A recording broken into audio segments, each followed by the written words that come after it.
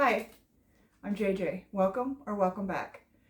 It is November, so it is Nonfiction November. I already did a video recommending some of my favorite nonfiction books. This is a list of some of my TBR nonfiction. It's not anything I'm going to get through this month, but it is stuff that's been high on my list, and I thought I would at least show you. So if you're looking for something to read of nonfiction in November, maybe these will help you out. The first one is One Day Everyone Will Have Always Been Against This by Omar El-Akkad. This should be an easy read. I might actually get through this at the end of the month if I find myself with a little extra time, because it's a shorter book, and then the writing for my copy is quite big, so it really shouldn't take that long. It talks about a lot of different things: war on terror, climate change, the Black Lives Matter protests, and the stuff going on in Gaza, the genocide there, and also Ferguson. We had in the United States, we have a lot of police brutality and police shootings and stuff, and then police murders, and so obviously they lead to protests and stuff like that. So one of those was Ferguson. So I will be interested in reading this. Another one is Azadi by Arundhati Roy. I have read her most popular fiction, The God of Small Things. It was good. I enjoyed it. It wasn't the favorite of mine, though. I am really hoping that I enjoy and connect with her nonfiction stuff better. I have enjoyed listening to her talk and her views and thoughts and stuff of things, so I'm really excited about this essay collection of hers. So that's another shorter one. And then for me, back into World War One and stuff, world history. So this is Kaiser Wilhelm II. So this is leading up into World War One. He was the leader of Germany at the time, and his life story. So I actually came across him in one of my nonfictions that I was reading recently, when it came to the Lavender Scare, which is about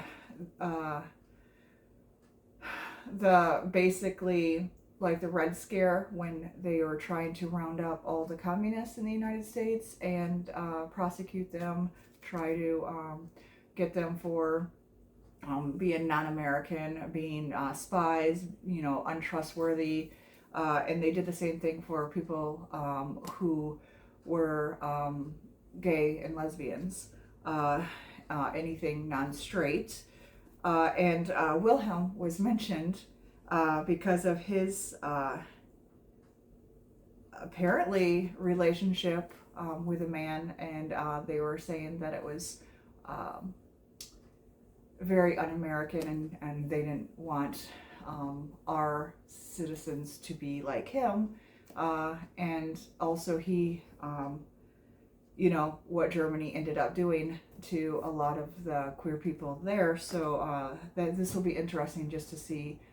It was just a brief footnote in that book, and I wanted to learn more about him. The Imperial Cruise by James Bradley. So this is A Secret History of Empire and War.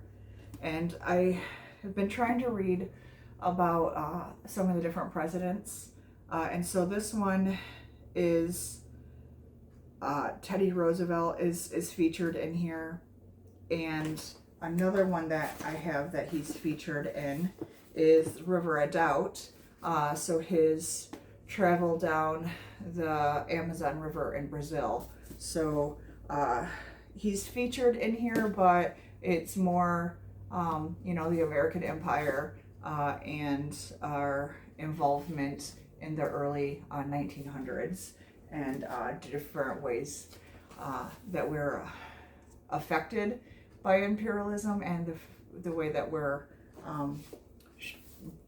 thrusting imperialism on others. And then Destiny of the Republic, the tale of madness, medicine, and the murder of a president.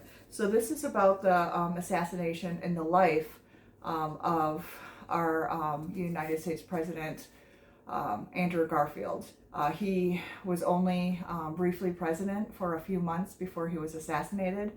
He was actually he never ran. He was chosen on the ticket and then elected. He sounds like a very intriguing person. He's come up in a lot of stuff, especially most recently last year I read Accidental Presidents, and so it mentioned him briefly, and then the person who became vice president after him, who I am now blanking on, but so this is his life story, and I had been wanting to read this since I read about him in the other book and how fascinating he seemed, because I know very little about him. And it's the same author of the Teddy Roosevelt one about the River of Doubt. It was Candace Millard. Candace Millard.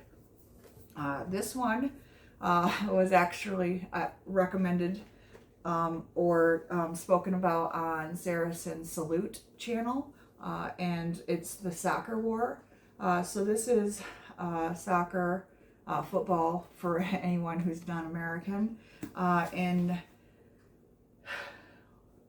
multiple places, but I believe that this one is, it talks about the different revolutions and coups in Africa, Latin America, and the Middle East, and this